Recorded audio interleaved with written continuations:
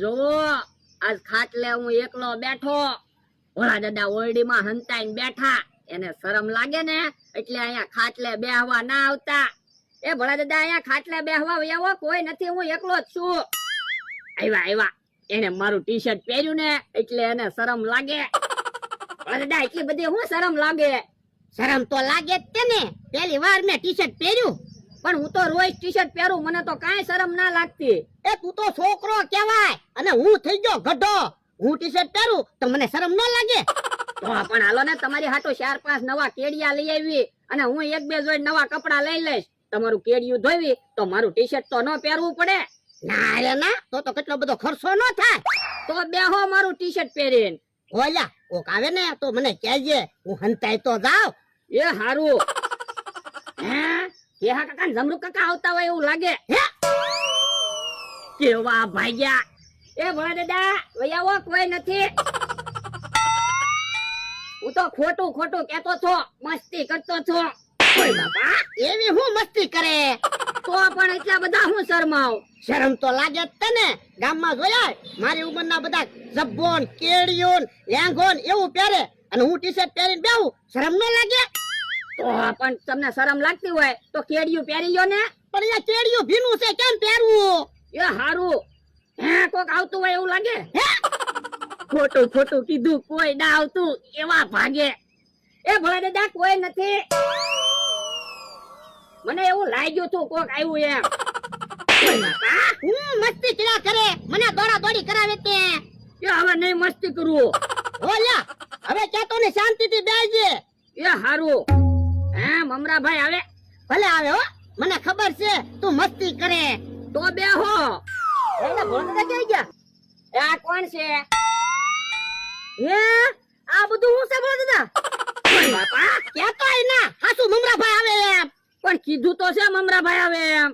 એક કામ કર, આ બધું તું બેહવા વ્યાય, કોક આવે તો મને ખબર તો પડે. એ હારું. કેમ ભોળા દાદા તમારા માળાનું ટી શર્ટ પહેર્યું? એ કેડિયું ધોયું ને એટલે.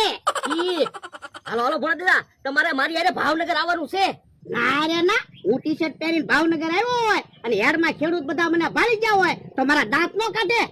પણ આપણે હેરમાં નથી જવાનું, મોટરના શોરૂમે જવાનું છે, મોટર લેવા. પણ મોટર લઈ આવો, એમાં મારી શું જરૂર? હું નવી મોટર લઉં ને એમાં તમારા સાક્ષીમાં રહેવાનું છે. ના રે ના, તમે મોટર લીધી હોય, હપ્તા ન ભર્યા હોય તો હપ્તા મારે ના ભરવા પડે. તમારે હપ્તા નહીં ભરવા પડે, હું ટાઈમે હપ્તા ભરી દઈશ. ના રે ના, તો હું નથી આવવાનો. ભોળા દાદા તમારે તો આવવું જ પડશે, તમારા જામીનમાં રહેવાનું છે. જામીનમાં મારા માણસને લઈ જાવ ને. ઈ જામીનમાં નો હાલે, ઈ જમવામાં જ હાલે. તો પણ બકુલભાઈ ને લઈ જાવ ને જામીનમાં. પણ યા બકુલભાઈ ના ખાતામાં બેલેન્સ જ નથી. હે કેહા કાકા આવે ભોળા દાદા? હે અહીંયા ભોળો ક્યાં ગયો? આ બેઠા ભોળા દાદા. હે એ બાપા ગઢો છો તોય શોખ જાતો ના, ટી શર્ટ પહેરીને બેઠો. એ શોખ નું ટી શર્ટ ના પહેર્યું, કેડિયું ધોયું ને એટલે. હારું તો હાલો બધા આવો અમારી વાડીએ, સત્સંગ રાખ્યો. હે કેહા કાકા તમારી વાડીએ સત્સંગ રાખ્યો? હા તો પરસાદી હશે ને, શેરો બનાવ્યો. તમે બધા આવો તો હું બીજાને કહેતા હું. એ હારું. હાલો સત્સંગમાં જઈએ. પણ અહીંયા સત્સંગમાં હું ટી શર્ટ પહેરીને આવ્યો હોય તો મને શરમ ન લાગે? તો પણ હવે કેડિયું હુકાઈ ગયું છે, કેડિયું પહેરી લ્યો, હાલો સત્સંગમાં તો જવું જ છે. એ હારું. ભોળા દાદા કેડિયું હુકાઈ ગયું તો હાલો ને મારી હારે ભાવનગર મોટર લેવા. ના રે ના, એ ના નથી પડી, હું નથી આવવાનો. એ હારું તો હું મોટર લેવાનું બેન રાખું, બીજું હું. તો હાલો તમે ત્યાં સત્સંગમાં. હા તો બધા જઈ સત્સંગમાં. જમરૂ કાકા તમારે થોડાક દી આવું આયોજન ગોઠવી નાખવાનું, ઈ બાને બધા ભેગા તો થાય. હા ઈ હાસુ. હે કેમ અહીંયા બેઠા? બેઠા નથી, સત્સંગની તૈયારી કરવી. હે સત્સંગ રાખ્યો? હા હારું છું તું આવી ગયો, નકર હમણાં તને બોલાવવા આવવાના જ હતા. હે તો બેહવું પડશે હો. એમ થા, ટીકમ તો વાડિયા નથી. ટીકમ ખબરનો તાજે ગયેલો છે. ઠીક. અને જે ભોળોની ન થાયવા ઈ આમ આવ્યા. જો બોલો બકુલભાઈ તો અહીંયા બેઠા. એ હું વાડીએ આવતો હતો, ચાવડા કે સત્સંગ રાખ્યો, પછી અહીંયા બેહી ગયો. ઠીક. અમે સત્સંગમાં જ આવ્યા. કેહા કાકા જમરૂ કાકા લાવો હું શેરો બનાવી નાખું. એ પરીક્ષાની તૈયાર જ છે. આ તો વાંધો નહીં. ભોળા દાદા તમે ગાવ ને અમે બધા ઝીલવી.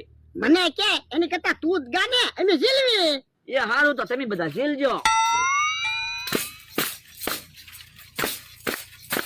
એ હાથમાં મોટો થેલો લઈને તીરથ કરવા ભાગ્યો રે. હાથમાં મોટો થેલો લઈને તીરથ કરવા ભાગ્યો રે. એ હાથમાં મોટો થેલો લઈને તીરથ કરવા ભાગ્યો રે. હાથમાં મોટો થેલો લઈને તીરથ કરવા ભાગ્યો રે. માવતર ઘરે દુખી બેઠા એનો આ ચમદાજો રે.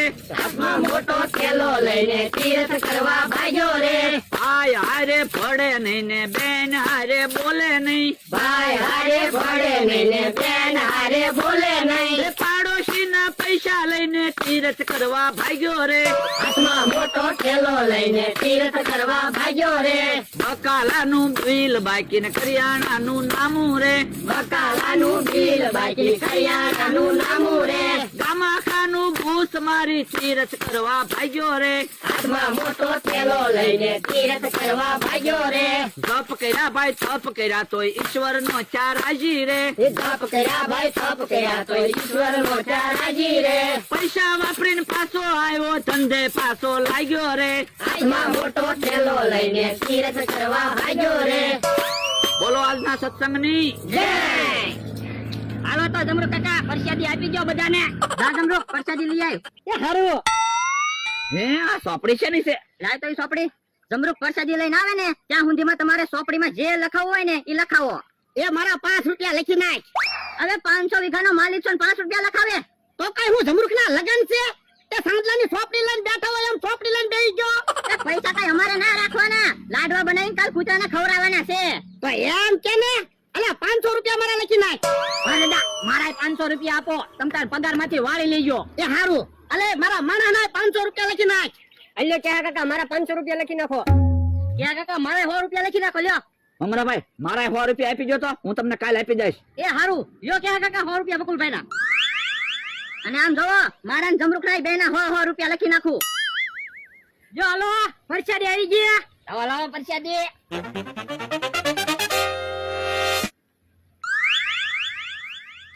એલા તે પરસાદી તો લીધી ને. એ મારે 2 વખત પરસાદી લેવી છે.